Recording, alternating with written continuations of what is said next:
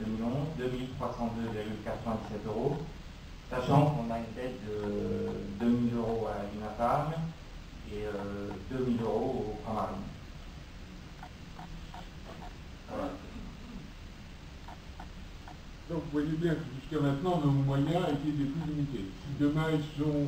D'abord, si on a plus d'adhérents, on aura plus de moyens déjà, c'est-à-dire intrinsèque.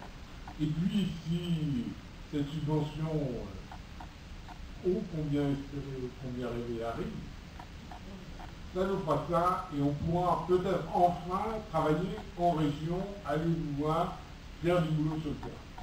Allez, notre position sur l'arrêté du 13 juillet.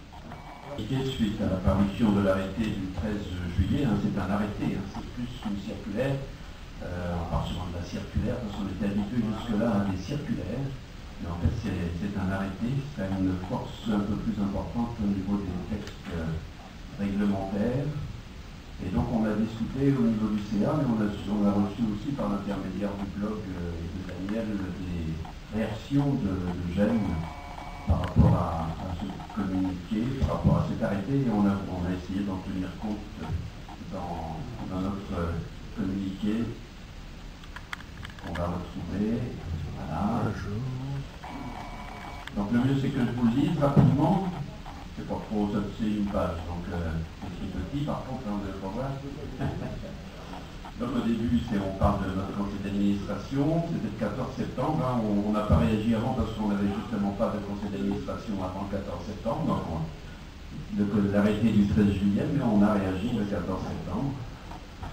Donc le collectif national Intergem a étudié l'arrêté du 13 juillet 2011, nous avons tenu compte également des messages reçus sur notre blog depuis l'apparition de ce texte. Alors on avait 5 remarques. La première, le CNIGEM regrette que cet arrêté ait été écrit sans concertation et avec les acteurs concernés. Nous pensons tout spécialement aux 3 têtes de réseau, CNAPSI, INAFAM, Framarine, qui ont fondé le CNIGEM. En fait, à l'époque, nous devions participer à l'élaboration de cet arrêté, et puis ça ne s'est pas fait. On a juste eu l'occasion de réagir à une proposition d'arrêté qui était déjà écrite. Alors on a pu réagir quand même, mais ce n'était pas la concertation qui était vraiment prévue dès le départ.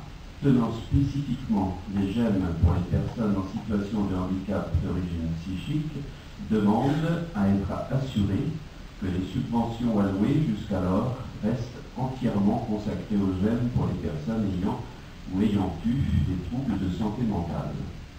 Enfin, il est indispensable que l'enveloppe globale augmente régulièrement pour couvrir l'augmentation des charges et des salaires ainsi que la création de GEM dans les territoires encore non couverts. Une pérennisation des subventions est fortement souhaitée. Alors sur cette partie-là, vous avez entendu ce matin, on a été depuis quelque temps simplement rassurés sur le fait que les subventions ne diminueraient pas. Et donc on aurait toujours, mais moyen constant, 2011-2012, les points, la dimension intergène. Alors ça évidemment, on parlait du CNIGEM, on a été frappé qu'elle n'apparaisse pas davantage dans le texte. La dimension intergène évoquée 2 fois dans le texte devrait être davantage promue. Le niveau de l'entraide dépasse l'intérêt d'une formation des animateurs ou de la connaissance d'un gène voisin, c'est comme ça que c'est formulé dans l'arrêté.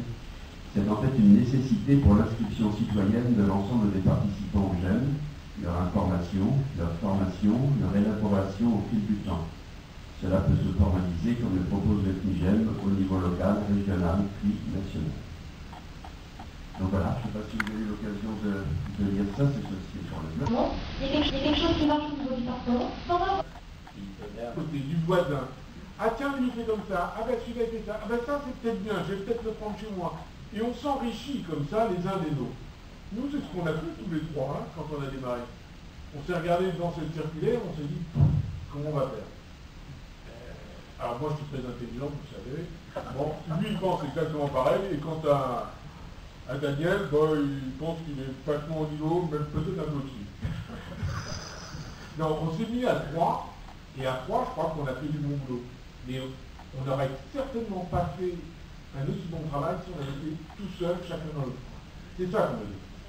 Donc l'accompagnement, ça consiste essentiellement effectivement à favoriser les rencontres interjeunes où on apprend les uns des autres.